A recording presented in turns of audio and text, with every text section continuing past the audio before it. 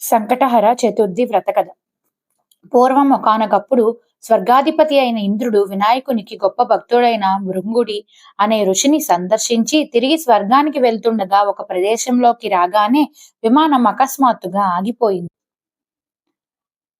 ఆ ఇంద్ర విమానం అద్భుతమైన వెలుగుకి ఆశ్చర్యచకితుడైన ఆ దేశపు రాజు సురసేనుడు గబగబా బయటకు వచ్చి ఆ అద్భుతాన్ని ఆశ్చర్యంతో తిలకించసాగాడు. ఆ ప్రదేశంలో ఇంద్రుణ్ణి చూసిన మహారాజు ఆనందంతో నమస్కరించారు. మహారాజు ఇంద్ర విమానం అక్కడ ఆగడానికి గల కారణాలను అడుగగా అప్పుడు ఇంద్రుడు సురసేనుని రాజ్యంలో పాపాలు అధికంగా చేసిన వ్యక్తి యొక్క దృష్టి సోకి విమానం మార్గమధ్యంలో అర్ధాంతరంగా ఆగిందని చెప్పాడు.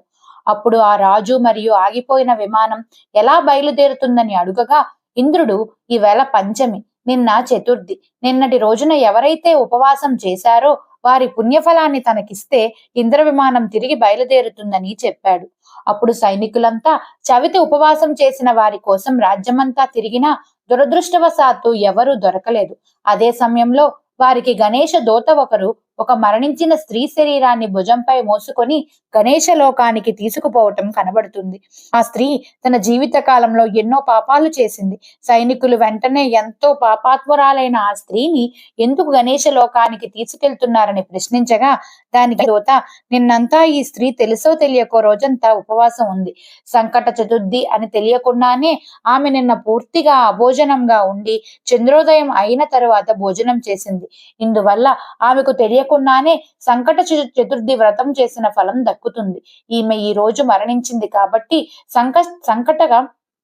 సంకష్ట గణపతి వ్రతం చేసిన పుణ్యం కారణంగా ఆమెను గణేష లోకానికి తీసుకువెళ్తున్నామని ఆ గణేష దూత చెబుతాడు.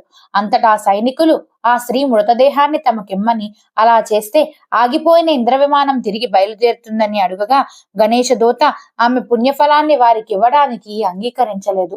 ఆ సమయంలో ఆశ్చర్యకరంగా ఆ స్త్రీ శరీరం నుంచి వచ్చిన గాలి కారణంగా అక్కడ ప్రచండమైన విస్ఫోటనంతో కూడిన గాలి వీచి ఇంద్రభవనం బయలుదేరుతుంది. అది చూసి ఆ వ్రతమహత్యం తలుచుకొని అందరూ భక్తితో నమస్కరిస్తారు. ఇంట్లో నియమనిష్టలతో ఈ వ్రతాన్ని ఆచరించిన వారు, ఆచరించలేని వారు వినాయకుని ఆలయంలో ప్రతి బహుళ చవితి రోజు జరిగే సంకష్ట గణపతి వ్రత పూజను జరిపించుకుంటే కష్టాలు తొలగిపోతాయి.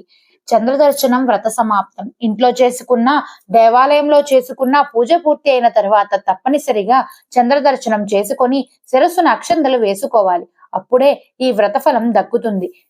సంకష్ట గణపతి వ్రత మహత్యం తెలిసి గాని తెలియక గాని ఈ వ్రతం ఆచరించిన వారు ఎవరైనా గణేశుని లోకంలో కాని స్వనంత లోకంలో గాని శాశ్వత స్థానం పొందుతారని శాస్త్రవచితం.